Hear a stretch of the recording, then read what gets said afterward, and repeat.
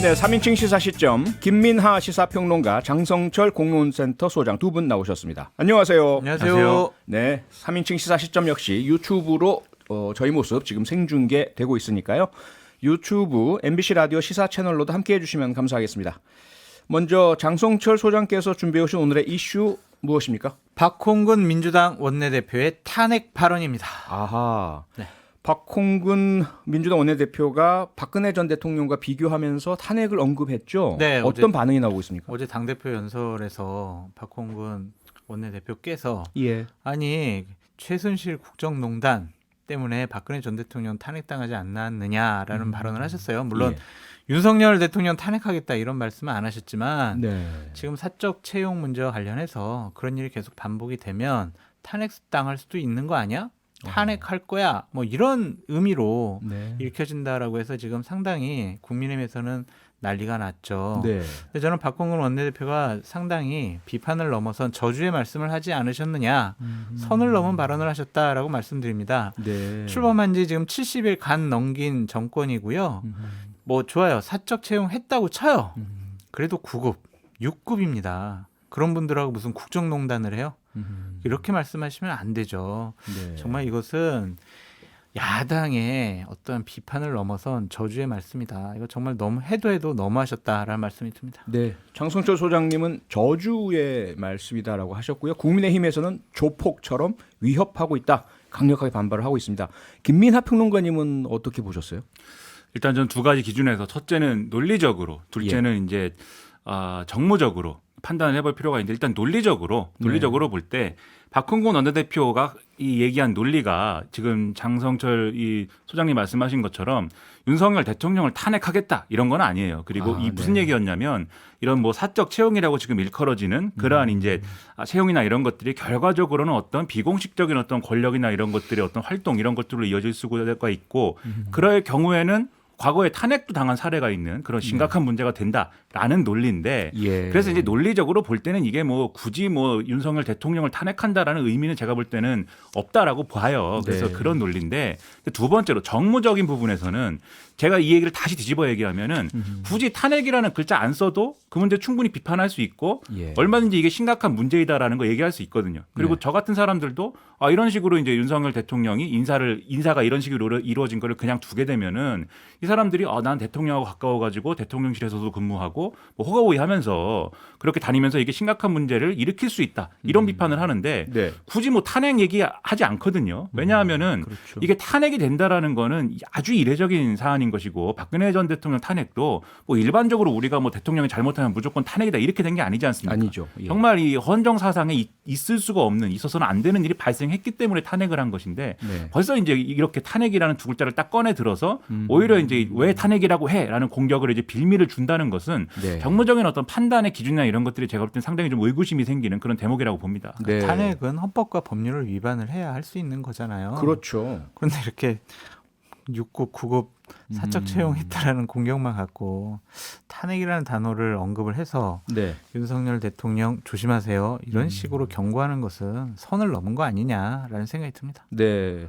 어떠세요? 김민하 평론가 말씀처럼 둘로 나눠서 보셨잖아요. 논리적으로 뭐 윤석열 대통령 탄핵을 하겠다라든지 가능하다라든지 이런 건 아니다. 하지만 정무적으로 그 단어를 씀으로써 그런 반발과 해석 불러일으킨 것이 잘못됐다. 뭐 이건 동의하시죠? 저 같은 사람도 막 비판을 하잖아요. 예. 박홍근 원내대표님 잘못한 것 같아요. 라고 할 수밖에 없는 상황 아니겠습니까? 네. 그리고 많은 국민들이 과연 탄핵이라는 단어를 꺼냈을 때 예. 70일 된 정권에 탄핵이 과연 맞을까? 물론 민주당 지지층은 환호하겠죠.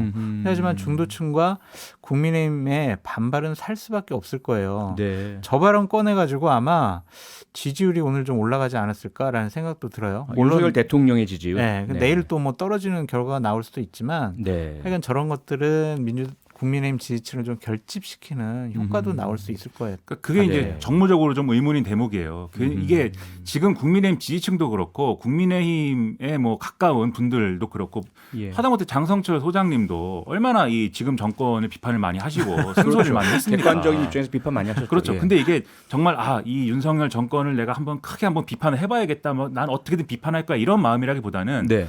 정말 지지하고 그다음에 좀 잘했으면 좋겠는데 이거 비판 비판하지 않으면 정말 잘못될 것 같다. 이거는 꼭 비판을 해야겠다. 이런 마음으로 비판을 하는 거잖아요. 그런데 그렇죠. 비판해 왔기 때문에 반대쪽에서 잘못했을 때 또는 윤석열 정권이 잘했을 때는 사실은 더 크게 칭찬하고 또 더 크게 좀 이 민주당이 잘못한 거에 대해서는 더 크게 좀 얘기하고 싶고 그런 마음들이 있을 거예요. 이건 뭐 그렇죠. 장성철 교수님에 대한 얘기가 아니라 네. 지지층들도 그렇고 아마 그럴 거라는 거죠. 그러면 국민의힘 지지층에서 그동안은 정말 잘했으면 좋겠는데 왜 이러는 거야? 라고 불만을 가지고 있다가도 민주당이 탄핵 얘기하고 이러면은 그건 아니지라고 하면서 할 말이 막 생기는 거예요. 할 말이 생기고 네. 야 저쪽에서는 탄핵 얘기까지 하는데 우리가 좀 지켜줘야 되지 않아? 이렇게 결집하는 국면이 생길 수가 있는 게 네. 그러니까 탄핵이라는 말을 조심해서 써야 됩니다. 과거에 참여정부 때 노무현 전 대통령 탄핵 막 하고 이럴 때 맞아요. 제가 아직도 기억에 남아요. 그때 별로 그렇게 노무현 전 대통령에 대한 여론이 그렇게 좋지는 않은 상황이었는데 왜냐하면 오히려, 열린우리당 창당하고 뭐 이런 과정에서 마찰이 있었기 때문에 지지층 내에서. 예. 근데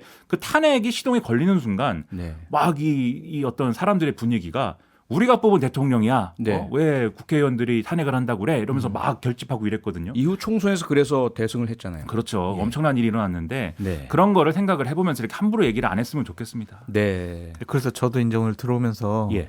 윤석열 정권에 대한 비판을 좀 자제하고 옹호해야 되겠다. 네. 왜냐하면 비판을 하면 또 그러면 좀 민주당 탄핵한다는데 그거 동조하는 거 아니야? 그렇죠. 이런 그렇죠. 식의 공격을 또 제가 보수파 진영에 받을 수가 있잖아요. 그렇죠. 제가 상당히 위축돼 있고 주눅 들어 있다라고 말씀드립니다. 아니 그러면 뭐 두 분 말씀이든 뭐 반응 전체 봐도 그렇고 사실상 그 윤석열 대통령실 국민의힘 뭐 권성동 원내대표의 실언들 뭐 다 모아서 상당히 비판받고 궁지에 몰린 상태인데 네.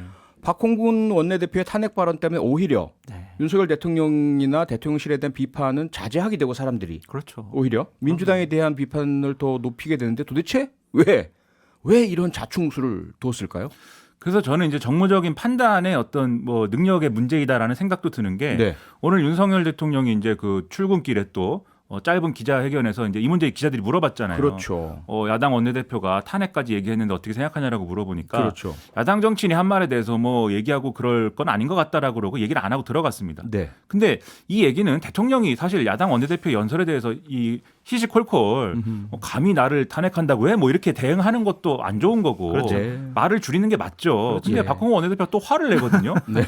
왜가 뭐 일개 야당 정치인 나부랭이냐 이러면서 화를 냈는데 어허. 일개 야당 정치인 나부랭이라고 한 적은 없잖아요. 네. 그러니까 말을 안 하겠다고 한 거지. 예. 근데 이런 반응을 보면은 좀 정무적으로 적재적소에 필요한 어떤 발언을 한다거나 이런 네. 것들에 대한 판단이 좀 여러모로 좀 부실한 측면이 있다라는 생각이 들고 그리고 이게 뭐 지지층을 환호할 수 있다라고 말씀하셨는데 예. 정확히 얘기하면 지지층들끼리 얘기할 때는 민주당 지지층들이 모여가지고 자기들끼리 얘기할 때는 그게 좋은 얘기일 수 있어요. 기분 좋은 얘기일 수 있어요. 야 예. 이러다가 대통령 탄핵도 가능하게 되는 거 아니야? 막 이런 얘기 하는 게. 네. 하지만 야당 원내대표가 교섭단체 대표 연설을 할 때는 국민의 대표 전체를 향해서 그리고 국민들을 향해서 하는 얘기이기도 한 거 아니겠습니까? 예. 저는 그런 점까지 같이 고려하지 못한 결과이다라고 생각을 합니다. 장성철 소장께서도 윤석열 대통령의 그러한 아주 짧은 네. 객관적이고 건조한 반응 잘했다고 보십니까? 그럼요. 그런 원론적인 반응을 얘기를 해야죠. 김민하 네. 평론가님께서 말씀을 잘 해주셨고요. 예. 거기다가 꼬치꼬치 막 박홍근 원내대표가 했던 얘기를 막 화났어요. 막 할 수가 없잖아요. 그러면 오히려 박홍근 원내대표를 도와주는 그렇죠. 것이 되겠죠. 예. 지지율이 떨어집니다. 그럼 윤석열 대통령 맞아요. 국정선거. 예. 그리고 지금 민주당 지도부에 계신 분들이 보면 윤석열 대통령과 윤석열 정권에 대한 비판의 말이 좀 강도가 좀 세요. 근데 그거에 일일이 다 반응하시는 것은 옳지 않은 것 같아요. 예. 그러니까 예를 들면 며칠 전에 우상호 비대위원장이 예. 썩은 내가 진동하는 정권이다라는 식의 얘기를 하셨거든요. 아하, 예. 그럼 거기에 대해서도 대통령께서 반응을 하시는 거 옳지가 않잖아요. 그래서 예. 저는 상당히 원론적인 말씀 그냥 잘하셨다. 자 그러면요, 장성철 소장님 어찌 보면 윤석열 대통령이 처했던 심각한 위기를 민주당 박홍근 원내대표나 또는 우상호 비대위원장 등이 도와줬습니다. 위기를 딱 멈춰줬는데 네. 여기서 또 주춤하면 다시 내려갈 수 있잖아요. 네. 어떻게 해야 이 지지율을 끌어올릴 수 있을까요? 윤석열 대통령이나 국민의힘 측에서는. 그런 거를 제가 여기 자리에서 얘기를 지금이 타이밍이죠. 지금 말씀을 해주셔야죠. 인사 문제에 대해서 예. 정말 국민의 눈높이에 맞는 인사를 하셔야 된다라는 생각이 들어요. 보건복지부 장관 관련해서 예. 과연 누가 될까 많은 국민들이 지금 지켜보고 계실 그렇죠. 겁니다. 또 여러 가지 흠이 있는데도 뭐가 잘못됐습니까? 법적으로 문제 없습니다. 이 사람 괜찮습니다. 능력 있습니다. 아하. 민주당의 문재인 정권보다 훨씬 낫지 않습니까? 훌륭합니다. 이런 식의 반응 보이면 안 되고요. 네. 정말 야당이 우리가 도저히 비판할 게 없네요. 정말 잘 고르셨습니다.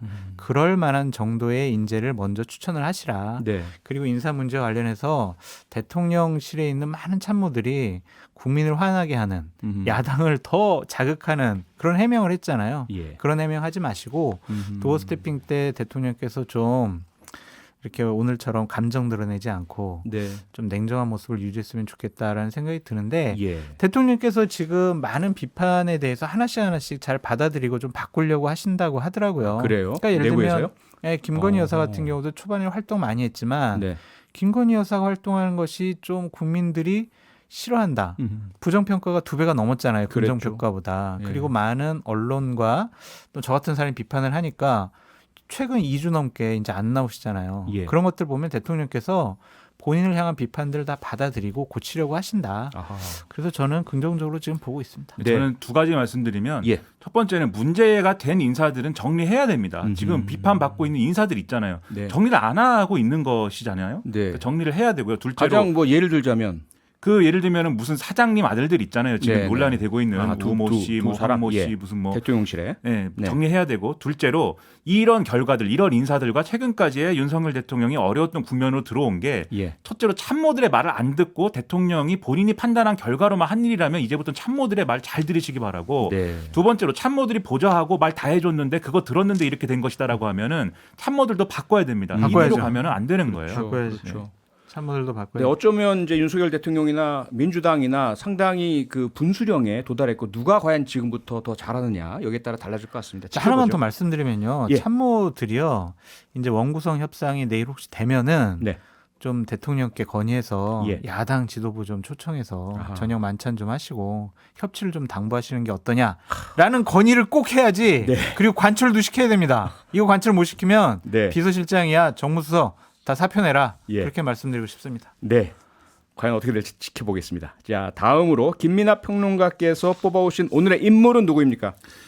네, 안철수와 김기현입니다. 아하. 네, 오늘 앞서 제가 인사말에서 소개해드렸지만 안철수 의원이 차기 그 지도부 구성에 대해서 입장을 밝혔죠. 그렇습니다. 근데 예. 이게 지금 화제가 되고 있는 게 예. 안철수 의원이 밝힌 내용이 있고 또 김기현 의원이 밝힌 내용이 있거든요. 오늘. 그렇죠. 두 가지가 이게 다르다 보니까 아하. 이 두 사람의 입장이 다른 건 왜냐 이런 데 지금 관심이 모아지고 있는 건데 네. 일단 앞에서도 들으셨듯이 안철수 의원이 오늘 밝힌 내용이 이제 조기 전대로는 불가하다라는 얘기였습니다. 그래서 지금 권성동 원내대표가 직무대행을 하는 체제로 가고 있는 건데 예. 이거를 지금 당장 뭐 조기 전당대회를 하는 쪽으로 갖고 갈 수 있는 그런 상황 아니다. 그렇기 때문에 이 상황은 유지가 돼야 되겠고 다만 이제 뭐 실언하고 이런 문제에 있어서는 앞으로 조심해야 되고 이준석 대표의 앞으로 거취 문제가 정리되기 전까지는 네. 조기 전당대회 어려운 것이니까 일단은 화합하는 게 중요하다라고 얘기를 하면서 네. 총선 때 승리하는 게 정권 교체 완성이다 이렇게 얘기를 했어요. 제가 볼 때는 권성동 체제를 유지하면서도 불만이 있지만 그 불만을 결국은 이제 좀 이 생산적으로 바꾸기 위해서는 총선의 공천권을 가지는 대표로 자기가 나설 수 있는 환경에서 가능한 거다 이 얘기한 것으로 보이거든요. 예. 근데 김기현 의원은 좀 다른 것 같습니다. 오늘 CBS 라디오 나와가지고 네. 권성동 직무대행 체제가 지금 어쩔 수 없지만 이게 장기화되는 것은 오히려 당의 부담이다. 그리고 만약에 6개월 지나서 이준석 대표가 복귀하게 되면 만약에 복귀를 하게 되면 예. 얼마나 당이 혼란스럽겠느냐. 그 전에 조기 전당대회 해야 된다. 이런 입장이니까 아하. 두 사람이 완전히 다른 얘기를 오늘 한 셈이죠. 네. 이 두 사람의 다른 입장, 장성주 소장님 어떻게 평가하십니까? 김기현 전 원내대표가 이해가 안 가요. 이해가 안 가십니까? 네. 왜죠? 지금 왜냐하면 의총에서 권성동 직무대행 체제를 그렇게 하도록 합시다라고 의원들이 다 결정했잖아요. 그렇죠. 그런데 왜 본인은 왜 그 의총의 결론을 뒤집는 얘기를 하냐고요. 아하. 왜 그럴까? 사심이 있어서 그렇죠. 사심이요. 어떤 사심이냐? 임시전당대회 열면은 내가 출마해가지고 나 당대표 할 거야. 아하. 이런 사심이 있는 거죠. 지금 조기하면 가능하다. 그렇죠. 예. 그래서 권성동 체제를 무너뜨리려고 하는데 이것이 음. 과연 맞는 것이냐라는 것에 대해서는 김기현 예. 전 원내대표가 다시 한번 생각해봤으면 좋겠어요. 그 당론을 부분- 따르지 않는 분이 당대표가 되겠다? 이것은 좀 모순이 생기는 것 같습니다. 김민하 평론가 같은 입장이세요? 근데 사심이 없는 정치인이 또 어디 있겠습니까? 다 사심을 갖고 있는 건데 네. 그러니까 셈법이 좀 다른 측면이 있는 거죠. 그러니까 예. 안철수 의원 같은 경우는 만약에 조기 전당대회가 열린다고 전제를 하면은 네. 거기서 그러면은 이 공천권을 행사할 수는 없잖아요. 그런데 또 조기 전당대회에 임한다고 했을 때는 네. 사실 조기 전당대회에 나가서 다음 이제 1년간 대표를 한 후에 그 다음에 다시 또 재출마하면은 네. 공천권을 가지는 대표가 될 수 있습니다. 그렇게 가면은. 네. 그런데 이럴 경우에는 어떤 문제가 생기냐면은 이제 이 자녀 임기를 수행한 대표를 하고 나서 또 전당대회를 치른다는 개념이 예. 안철수 의원한테는 일종의 중간고사 같은 게 돼요. 그래가지고 그 1년 동안에 안철수 대표 체제가 안정적이었느냐, 잘 됐느냐 네. 이걸 평가받은 거를 근거로 해서 그 다음 전당대회를 치르는데 대표냐 아니냐가 결정될 것인데 네. 이게 쉽겠습니까? 제가 볼 때 6개월은 이준석 대표 문제까지 다 연관돼가지고 안철수 대표로서 상당히 힘든 어떤 그런 상황을 겪을 수밖에 없어요. 조기 전당대회 출마하면. 그러니까 사실은 조기 전당대회를 안 하는 게 네. 안철수 의원 입장에서는 좋은 거고 예. 반면 김기현 의원 입장에서는 조기 전당대회 해도 지금 나름대로 기반도 있고 또 이준석 대표하고의 관계나 이런 것들도 뭐 지금은 좀 달라질 수도 있겠습니다만 그동안 그렇게 나쁘지 않았거든요. 네. 그런 점까지 고려를 해보면 이 1년을 잘 꾸려가서 그걸 또 근거로 해서 한 번 더 나갈 수도 있고 한 번 더 나가지 못하는 상황이라고 하면은 총선에서 다른 어떤 역할이나 이런 걸 자청해서 또 다른 쪽으로 풀어볼 수도 있고 선택지 여러 개 있거든요. 예. 이런 셈법의 차이가 오늘 메시지의 차이를 만든 거 아닐까 그렇게 생각합니다. 김기현 전 원내대표는요 승부수를 띄운 것 같아요. 네. 그러니까 지금 여론조사를 해보면 예. 김기현 원내대표가 좀 한 자리 좀 낮은 숫자의 지지율이 나오고 있기 때문에 네. 내가 이번에 임시전당대회를 통해서 예를 들면 윤핵관들의 좀 도움을 받아 당대표가 되고 네. 대략 1년 정도 내가 당대표로서 역할을 하면서 인지도도 높이고 여러 가지 일을 잘 정리를 하면 네. 국민들도 인정을 해주고 윤핵관들도 인정을 해줄 거야. 아하. 그러면은 내가 어떤 예를 들면 네. 바지 사장으로서 역할을 제대로 해서 네. 차기 공천권에 내가 여러 가지 것을 행사할 수 있는 기회가 올 거야라고 생각을 하는 것 같아요. 네. 그러니까 이대로 내년 6월에 정기전당대회가 열리면은 본인은 당선될 가능성이 없다. 승부수를 띄우자라고 생각한 것 같습니다. 마지막 기회다. 네, 그럼 이해 못 하시는 게 아니네. 이해 충분히 하고 계시네요. 하고 있죠. 사심은 그 사심이다. 네. 그런 내용의 사심이다. 자, 그러면 뭐 김민하 평론가께는 상당히 냉소적으로 사심 없는 정치인 없다고 하셨는데 정치인들은 대부분 저는 사심이 없습니다라고 얘기를 하는데 어쨌건 그건 그렇다 치고 사심 없는 정치인은 표창원뿐이었던 것 아닙니다. 같아요. 네. 저 사심이 있으니까 그만뒀죠. 그런데요. 문제는 앞서 언급하신 이준석 대표의 그 상황 징계 당원권 정지 6개월이고 6개월 지나면 만약에 사법적인 부분이 해결이 되면 다시 당 대표로 복귀할 수 있는 거 아닙니까? 그렇죠. 그럼 네, 어떻게 지금 향후 이 양자의 주장과 관련해서 이준석 대표와 관련된 부분은 어떻게 전개될까요? 그러니까 이준석 대표의 거치 문제를 얘기하는 이유는 이준석 예. 대표의 거치가 정리되지 않은 상황에서는 지금 조기 전당대회를 할 수가 없기 때문이죠. 그러니까 없죠. 이준석 대표가 예를 들면 두 가지 가능성이 있어요. 첫 번째 수사를 해봤는데 네. 정말 이거 이준석 대표의 책임이 있다. 이 성상납 의혹에 대해서는 연루가 된 것 같다라고 네. 하는 결론이 나오거나 그렇죠. 그리고 이에 연장선에서 만약에 기소까지 된다. 기소가 되면은 이건 정말로 그냥 이준석 대표는 이제 끝장나는 거다라고 끝이라고 봐야 되는 봐야죠. 거고요. 예. 아마 당원 당규상 당권 행사할 수 없을 거예요. 기소가 되면. 네. 그리고 이 사건의 실체가 이제 이준석 대표하고 연관이 있다라고 할 때도 정치적 타격이 굉장히 클 수밖에 없기 때문에 그렇죠. 그때는 자진 사퇴해라. 이게 상당히 무게가 실릴 수밖에 없겠죠. 네. 그래서 이게 첫 번째 변수인데 두 번째로 이 경찰 수사 결과와 별개로 그래도 누군가 야 이게 상황을 당을 어렵게 만들지 말고 자진 사퇴하는 게 그래도 좋지 않아? 라고 할 수 있을 경우의 수도 있습니다. 제가 볼 때는. 아직 근데 남아 있습니까? 그 경우의 수는 그냥 좋게 얘기해서 되는 게 아니라 예. 어떤 종류의 협상, 어떤 종류의 야합 이런 걸로 될 수밖에 없는 구조예요. 뭔가를 줘야 된다. 그렇죠. 예. 그럼 이준석 대표가 원하는 게 뭘까를 생각해 보면 뭐죠? 두 가지 정확하게는 하나일 것 같은데 네. 다음에 선거에 나갈 수 있어야죠. 이준석 대표도. 아하. 그 문제와 연관된 뭔가 조건들이 좀 얘기가 될 수 있는 환경도 있지 않을까 생각을 해보는데 네. 그럼 역으로 얘기해서 그런 걸 할 수 있는 적합한 사람은 누구냐? 네. 안철수, 장제원, 김기현 뭐 당권주자들 여러 거론되는데 예. 누구일 것이냐? 그 중에 가장 그 역할 잘할 사람이 누구냐라는 것은 이준석 대표의 상당한 관심사일 건데 네. 가능성은 제가 볼 때는 김기현 의원이 그래도 그 역할을 할 기대를 받을 가능성이 좀 크다고 봅니다. 아하, 그런 부분이 있군요. 어떻습니까, 장승철 소장님? 이 부분은 윤핵관과 이준석 대표는 상당히 관계가 안 좋고 그게 개선될 여지는 많이 좀 부족하지 않습니까? 네, 시간이 없어서 제가 정말 짧게 말씀드리면 네. 이준석 대표의 운명은 어쨌든 경찰 조사에 달려 있다. 그걸 보고 나중에 다시 얘기하시죠. 알겠습니다. 오늘 여기까지 하죠. 김민아 시사평론가, 장성철 공론센터 소장 두 분과 함께했습니다. 수고하셨습니다. 감사합니다. 평일 저녁 6시 5분에 여러분을 찾아갑니다. MBC 라디오 표창원의 뉴스 하이킥.